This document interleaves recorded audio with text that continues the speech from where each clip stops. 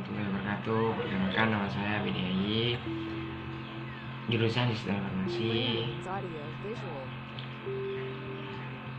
Di sini saya ditugaskan untuk menjelaskan sebuah materi yang bertemakan sistem imbalan. Untuk lebih lengkapnya, silahkan simak video berikut. Sistem imbalan atau bisa disebutkan kompensasi. Nah, pada slide kedua di sini dijelaskan akan ada beberapa poin yang terdapat pada PPT ini. Pertama, ada pengertian. Yang kedua, terdapat tujuan dari kompensasi. Nah, dan yang ketiga, tipe kompensasi. Dan poin keempat, teori kompensasi. Nah, di sini untuk definisi kompensasi adalah total seluruh imbalan yang diterima para karyawan sebagai pengganti jasa yang telah mereka berikan. Atau bisa disebutkan juga, kompensasi adalah fungsi manajemen sumber daya manusia yang berkaitan dengan semua bentuk penghargaan yang dijanjikan akan diterima karyawan sebagai imbalan dari pelaksanaan tugas dalam upaya pencapaian tujuan perusahaan. Dengan kata lain, kompensasi dapat diartikan sebagai timbal balik yang diberikan perusahaan kepada karyawan atas jasa-jasanya dalam mencapai tujuan perusahaan. Di sini tujuan dan manfaat manajemen kompensasi. Kompensasi yang baik akan memberi beberapa efek positif pada organisasi atau perusahaan, itu sebagai berikut. Yang pertama, mendapatkan karyawan berkualitas baik. Mana sistem kompensasi yang baik akan dapat menarik karyawan untuk bergabung dengan perusahaan, terutama bagi karyawan yang berkualitas baik. Hal tersebut dikarenakan karyawan berkualitas baik biasanya mencari perusahaan yang dapat menghargai kinerjanya dengan baik dan adil. Yang kedua, memacu pekerjaan untuk bekerja lebih giat dan meraih prestasi gemilang. Yang mengartikan dengan adanya kompensasi yang baik, maka karyawan akan berlomba-lomba untuk meningkatkan kualitasnya. Dan yang ketiga, memikat pelamar kerja dari lowongan kerja yang ada, dimana jika perusahaan menjelaskan sistem kompensasi yang baik, akan banyak pekerja yang berminat untuk bekerja di perusahaan tersebut. Nah, untuk yang keempat, mudah dalam pelaksanaan dalam administrasi maupun aspek hukumnya, mana pekerja dilindungi oleh undang-undang ketenagakerjaan. Sistem kompensasi yang baik akan memudahkan perusahaan jika sangkut pautnya dengan hukum. Di kompensasi dapat dibagi dua.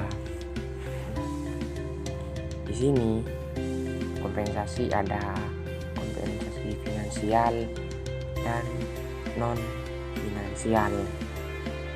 Untuk yang kompensasi finansial adalah untuk kompensasi yang diberikan oleh perusahaan kepada karyawan dalam bentuk uang atau bernilai uang. Nah, untuk yang non finansial biasanya bentuk kompensasi yang diberikan oleh perusahaan kepada karyawan dengan tujuan untuk mempertahankan karyawan dalam jangka PHK yang bisa juga dicontohkan diberi cuti. Nah, di sini kompensasi finansial juga masih dibagi menjadi dua juga, yaitu secara langsung dan tidak langsung. Kompensasi langsung merupakan penghargaan yang diterima karyawan dalam bentuk uang atau penghargaan yang bersifat tetap berdasarkan tenggang waktu yang tetap. Dan yang kedua, secara tidak langsung. Kompensasi tidak langsung yaitu pemberian bagian keuntungan atau manfaat lainnya bagi para pekerja di luar gaji atau upah tetap, dapat berupa uang atau juga barang. Untuk kompensasi non finansial terdapat dua bagian juga. Nah, yang pertama yaitu kompensasi non finansial, pemberian perusahaan pada karyawan yang bentuknya bukan berupa uang. Yang kedua, kompensasi finansial dapat juga berupa pekerjaan,